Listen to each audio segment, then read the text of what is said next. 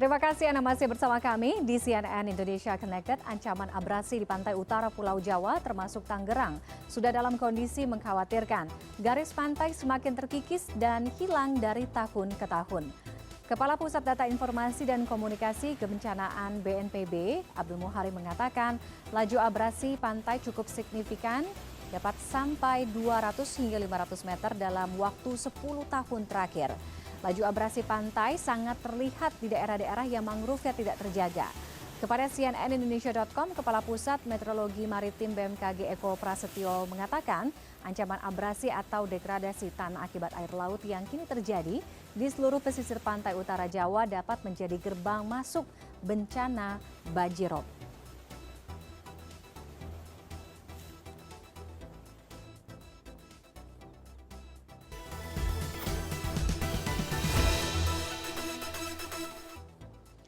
Ancaman abrasi yang terjadi di pesisir pantai utara Jawa dapat menjadi celah terjadinya banjirop.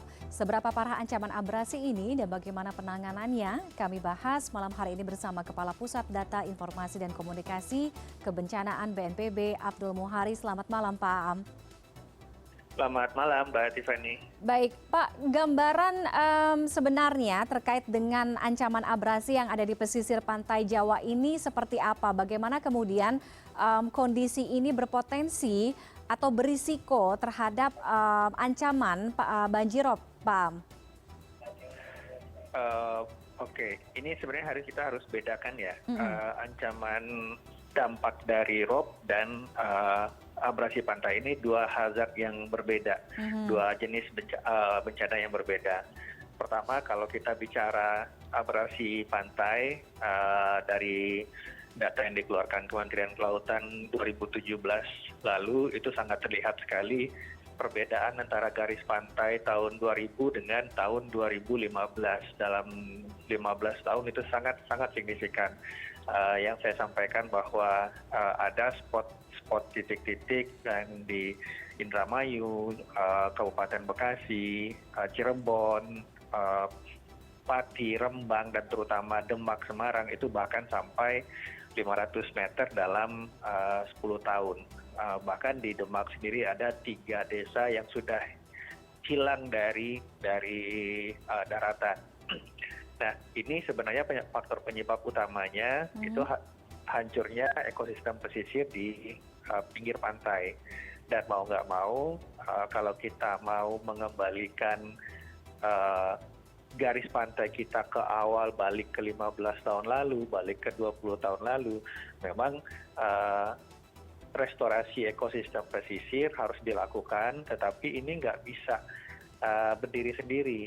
Jadi ini juga memerlukan penguatan dari infrastruktur fisik struktural. Jadi kalau misalkan dalam mitigasi itu ada green dan gray.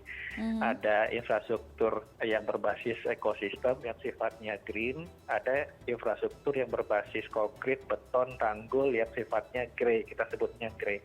Ini harus dikombinasi supaya ada penguatan terlebih dahulu ketika si ekosistemnya baru tumbuh. Karena ekosistem ini ngerusaknya cuma butuh 1 hari, Mbak Tiffany, tapi ngerehabnya itu butuh waktu 30 tahun. Nah, dalam proses pertumbuhan si vegetasi ini tentu saja butuh penguatan dari infrastruktur fisik seperti tanggul yang sedang direncanakan oleh Bapak Presiden Prabowo. Kembali ke yang kedua, kita bicara tentang rob.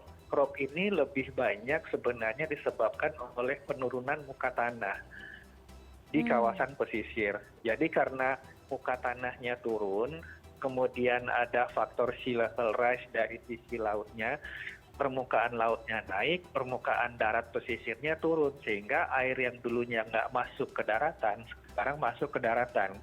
Nah, ini pasti terjadi di daerah-daerah pesisir utara yang penurunan muka tanahnya signifikan, khususnya kembali lagi kita berbicaranya Jakarta Utara, kemudian pesisir utara Jawa Barat, Semarang, Demak, dan seterusnya.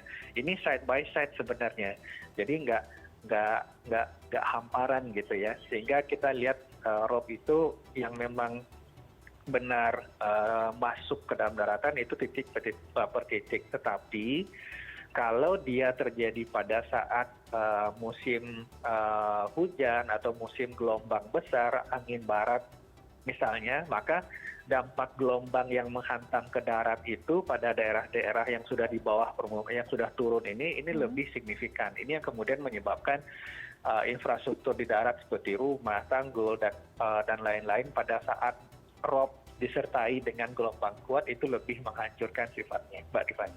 Oke, baik. Pak Am, kalau kita berbicara mengenai rob, tadi Pak Am memetakan potensi wilayah dengan ancaman banjirop seperti pesisir pantai utara Jawa, kemudian di wilayah Jakarta itu daerah Jakarta Utara. Nah, bagaimana kemudian mitigasi dan juga bentuk kewaspadaan terhadap potensi rob yang terjadi? Apakah yang dilakukan ini sudah cukup menjangkau kawasan-kawasan atau wilayah-wilayah yang tadi disebutkan berpotensi untuk dilanda rob ini, Pak? Jadi kalau kita berbicara apa cara antisipasinya, maka secara teorinya, kalau kita berbicara teori dulu itu minimalnya ada 3. Pertama, retreat. Retreat ini pemukimannya kita mundurin ke belakang. Artinya ada yang harus kita relokasi. Kalau ini tidak mungkin dilakukan, mengingat cukup banyak populasi dan seterusnya, maka yang harus kita lakukan adalah defense, countermeasure. Itu yang tadi pembangunan tanggul laut yang sudah dilakukan di Jakarta Utara dan seterusnya. Dan kemudian cara berikutnya di daratan yang sudah tergerus itu kita kembalikan. Nah, ini caranya bisa macam-macam. Misalkan di Demak dulu Kementerian Kelautan bekerja sama dengan pemerintah Belanda itu membangun hybrid engineering namanya, struktur-struktur alam yang kemudian bisa menangkap sedimen sehingga sedimen ini memunculkan kembali daratan yang sudah hilang. Tapi sekali lagi yang poin 1 dan poin 3 itu butuh waktu dan butuh effort luar biasa. Kalau kita bicara jangka pendek, maka yang paling bisa kita lakukan adalah poin 2, itu countermeasure.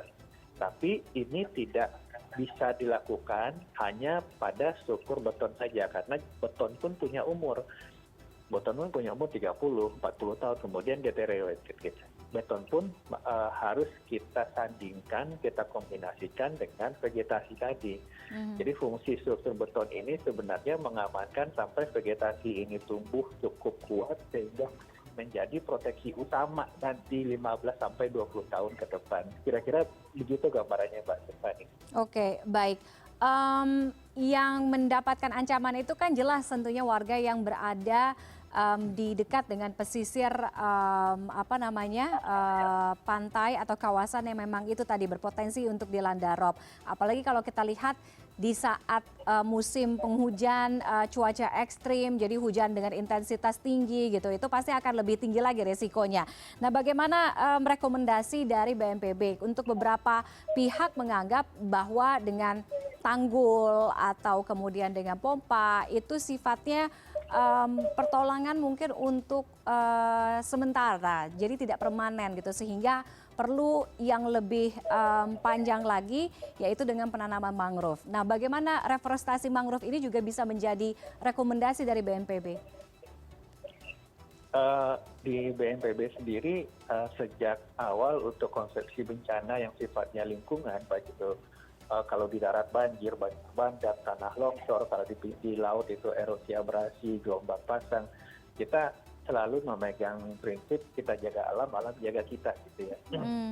Artinya kalau misalkan kondisi alamnya terpreservasi dengan baik, maka dampak kerusakan yang muncul akibat fenomena alam yang sudah terjadi sejak dulu itu akan minimum, karena kalau gelombang pasang, pasang surut ini kan fenomena yang sudah terjadi dari sejak bumi ada gitu ya.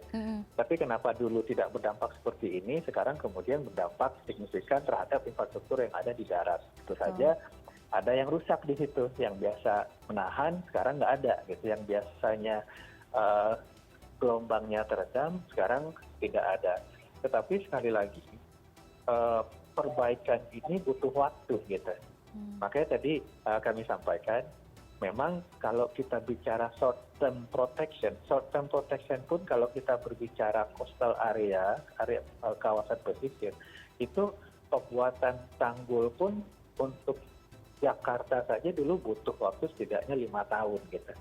Untuk juga perlindungan dalam konteks optimalnya mungkin 15 sampai 20 tahun gitu.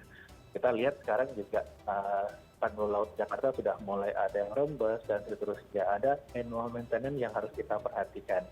Nah, kalau tanggul ini tidak dibarengi dengan restorasi ekosistem, nanti dia akan berjuang sendiri nih pada saat umurnya, kemudian pada saatnya dia kurang optimal, tidak ada yang kemudian menjadi barrier yang seharusnya pada saat itu mangrovenya udah tumbuh besar gitu. Jadi semua harus berjalan berbarengan ketika kita bicara perbaikan atau perlindungan masyarakat dari rob dan abrasi ini, baik itu green dan grey protection, Mbak Tiffany.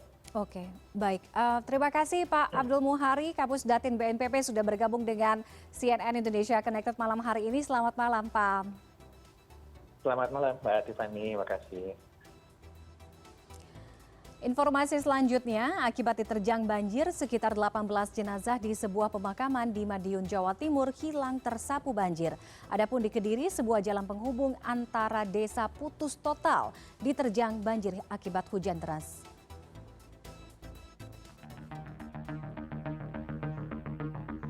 Sejumlah warga yang kerabatnya dimakamkan di Desa Kerajaan Mejayan, Madiun, Jawa Timur ini memeriksa makam yang rusak diterjang banjir Rabu siang.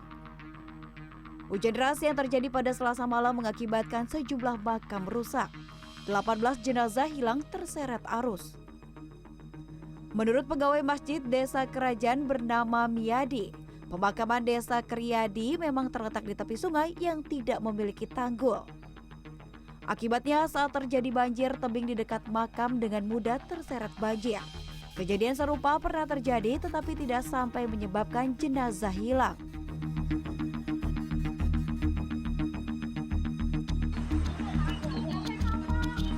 Banjir bandang yang terjadi pada Selasa petang juga menimpa warga Dusun Josaren, Sara, dan Madiun.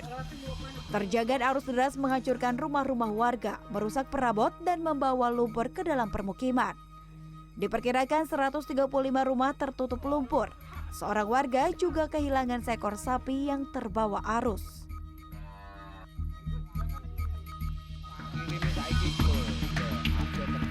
Di Kediri, Jawa Timur, jalan penghubung antara desa putus sepanjang 20 meter akibat diterjang banjir setelah hujan deras Rabu petang. Banjir akibat luapan sungai di aliran lahar Gunung Kelut ini juga merendam sawah-sawah. Akibat banjir, untuk beraktivitas, warga terpaksa menempuh jalan alternatif sejauh 3 km. Pelajar yang akan berangkat sekolah juga harus melewati perkebunan dan aliran lahar yang mengering. Tim Liputan, CNN Indonesia.